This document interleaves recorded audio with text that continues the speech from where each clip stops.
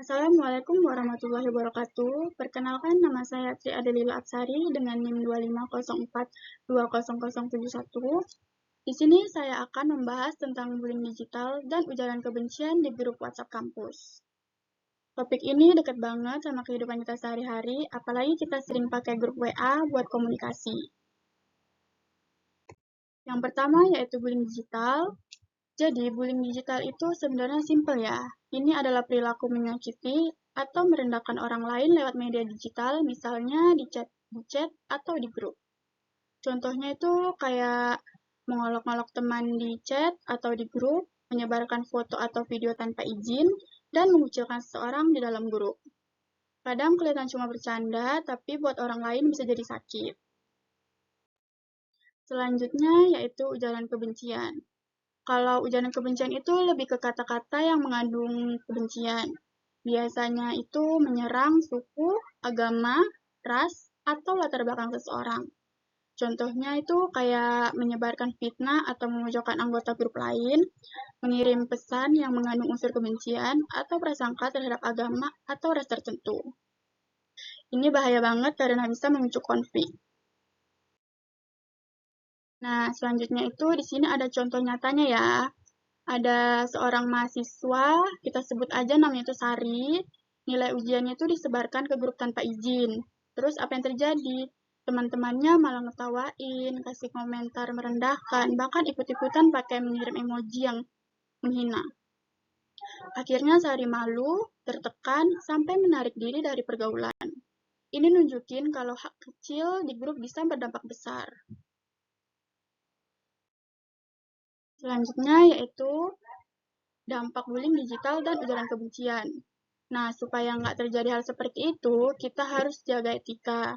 Yang pertama yaitu untuk psikologis, itu bisa menjadi stres, cemas, depresi, dan kehilangan kepercayaan diri.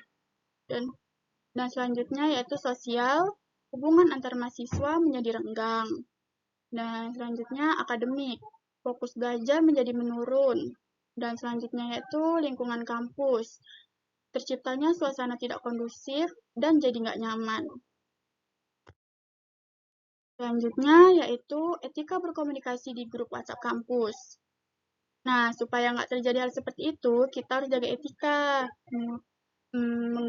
Yang biasanya itu yaitu gunakan bahasa yang sopan, hindari candaan yang menyinggung, cek dulu sebelum share info, benar atau salah, hormati pendapat orang lain, dan jangan sebar privasi orang. Intinya pikir dulu sebelum kirim pesan. Nah, selanjutnya itu upaya pencegahan. Ada 3 cara utama dari individu atau diri sendiri. Itu bisa mengontrol emosi, berpikir sebelum mengirim pesan, dan menjaga etika komunikasi agar tidak menyakiti orang lain. Yang kedua yaitu dari grup. Yang pada awal membuat grup itu, sebelum membuat grup itu, buat dulu aturan komunikasi, saling menghargainya, terus serta peran admin yang tegas dalam menindak pelanggaran. Yang terakhir yaitu dari kampus. Kampusnya itu memberikan edukasi literasi digital, menetapkan aturan dan sanksi, serta menyediakan layanan konseling. Nah, selanjutnya ada landasan agama. Dalam Islam juga sudah jelas ya, di Quran Surah Al-Hujurat ayat 11 dijelaskan kalau kita dilarang untuk saling menghina, mengejek, merendahkan, dan memanggil orang lain dengan gelar yang buruk.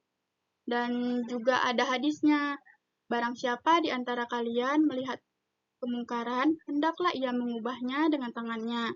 Jika tidak mampu, dengan lisannya. Jika tidak mampu, maka dengan hatinya. Itulah selemah-lemahnya iman. Hadis riwayat Muslim. Jadi, ini bukan cuma aturan sosial, tapi juga nilai agama. Nah, yang terakhir yaitu kesimpulan. Jadi, kesimpulannya, bullying digital dan ujaran kebencian itu adalah masalah serius, apalagi di lingkungan kampus. Kalau kita nggak bijak, dampaknya bisa ke mental seseorang, hubungan sosial, bahkan suasana kampus. Makanya, penting banget buat kita semua untuk lebih bijak, saling menghormati, dan bertanggung jawab dalam berkomunikasi. Mungkin itu saja yang bisa saya sampaikan. Terima kasih atas perhatiannya. Wassalamualaikum warahmatullahi wabarakatuh.